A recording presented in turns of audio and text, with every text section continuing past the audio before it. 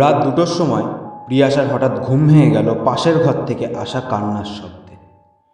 সে ভাবল তার ছোট বোন হয়তো ভয় পেয়েছে। তাই সে বিছানা থেকে উঠে অন্ধকারের মধ্যে বারান্দা দিয়ে হেঁটে বোনের ঘরের দিকে যাচ্ছিল। হঠাৎ তার মনে হলো কেউ একজন তার ঠিক পেছনে তাকে ফলো করে হাঁটছে। সে থামলে পেছনের শব্দটাও থেমে যায়। প্রিয়াশা সাহস করে পেছন ফিরে তাকালো, কিন্তু সেখানে কেউ ছিল না। ঠিক তখন সে লক্ষ্য করল বারান্দার দেয়ালে তার নিজের ছায়ার পাশে আরও একটা লম্বা কুৎসিত ছায়া দাঁড়িয়ে আছে, যার হাতে একটা ধারালো কাঁচি। প্রিয়াশা চিৎকার করতে যাবে, এমন সময় সেই ছায়াটা তার মুখ চেপে ধরল।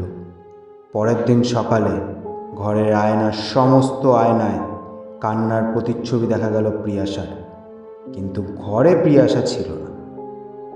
গল্পটি কেমন লাগলো অবশ্যই কমেন্ট করে জানাবেন এবং ভিডিওটা লাইক করবেন, সাবস্ক্রাইব করবেন আমাদের চ্যানেলটাকে, এবং আমাদের লং ভিডিও আসছে খুব তাড়াতাড়ি, তার জন্য অবশ্যই চ্যানেলটাকে সাবস্ক্রাইব করে নেবেন এবং পাশে থাকবেন।